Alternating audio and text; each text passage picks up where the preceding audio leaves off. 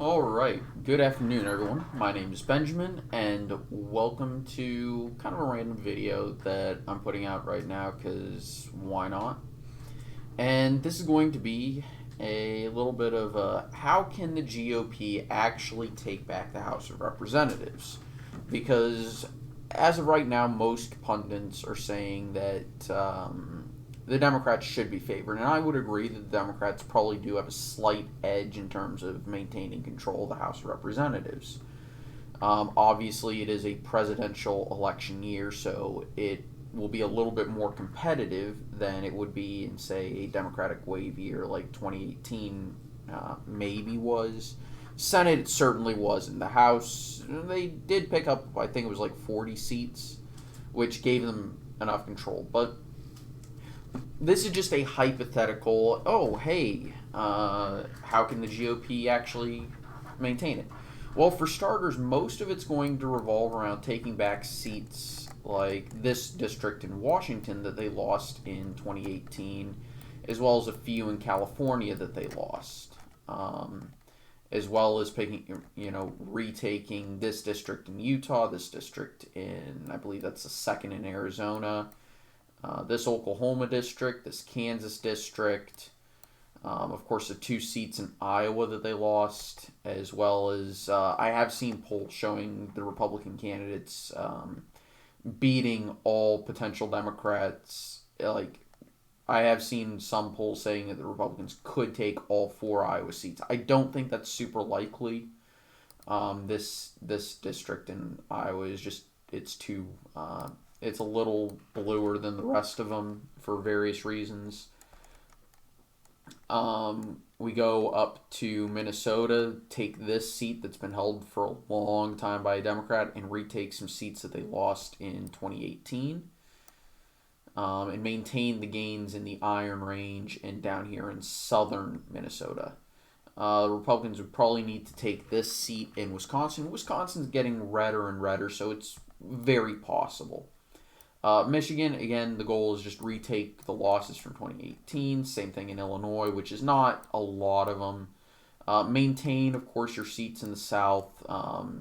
Whether or not you can flip one or two of these seats in the Atlanta suburbs, it's a question. You're going to want to take the Cuban areas of Miami, as well as maybe flip this district in Tampa and this district that you lost in, or that the Republicans lost in 2018 down in South Florida.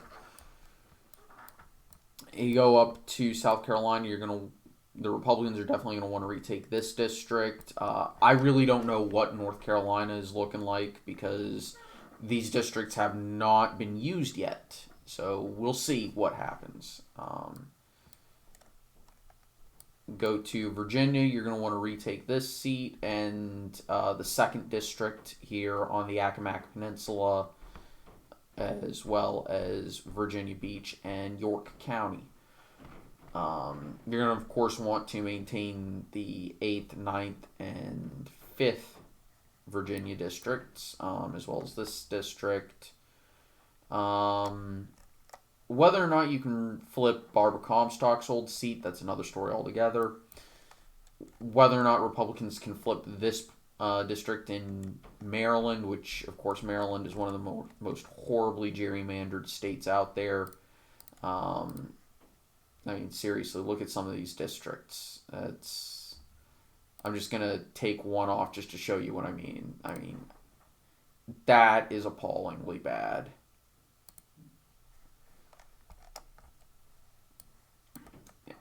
Pennsylvania, again, this is going to be an interesting map. It's not quite as heavily gerrymandered as it used to be, but, obviously we'll have to see what happens. New Jersey, there is room to take a few seats back, obviously. New York, you're going to want to start by retaking Staten Island.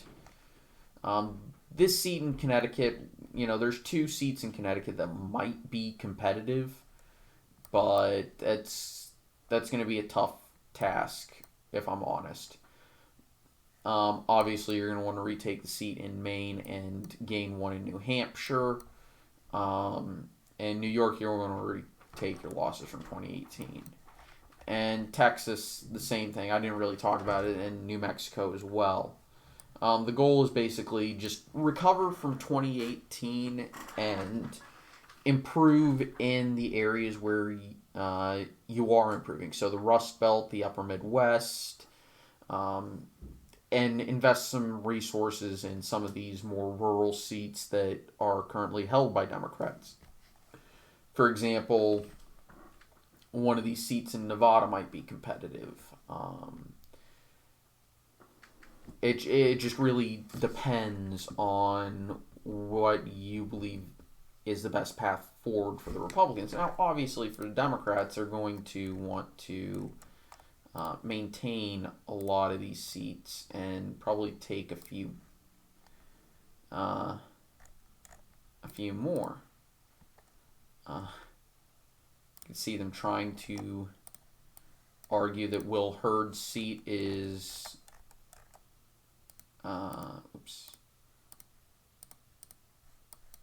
flippable, that they can maybe make progress in the Dallas area, and maybe they can pick up another seat in. They can pick up some seats in Georgia, maybe maintain that seat, hold on to Pinellas County as well as those seats, those districts in Florida, and their gains in Illinois, maybe even expand them a little bit. Yeah, probably not that district. Possibly expand there, obviously. Michigan, Minnesota, maybe expand there a little bit, hold on there. And I've always heard talk that they're going to try and take that seat. Whether or not that happens, we'll find out. Obviously, hold those, and they've talked about trying to flip that seat, which is currently held by Riggleman. If I remember correctly, maybe flip those. And possibly hold on to their gains in New Jersey and New York. Oh, and obviously hold those seats. And also, we'll go ahead and I believe it's that one, not that one. Okay. And maybe take one of the seats around Hamilton County or Cincinnati. That would be probably what the Democrats are hoping to do. I'll throw this one in and hold that one as well as hold this district. And they might think they have a chance to hold on to that Utah district. Oklahoma was a genuine shock.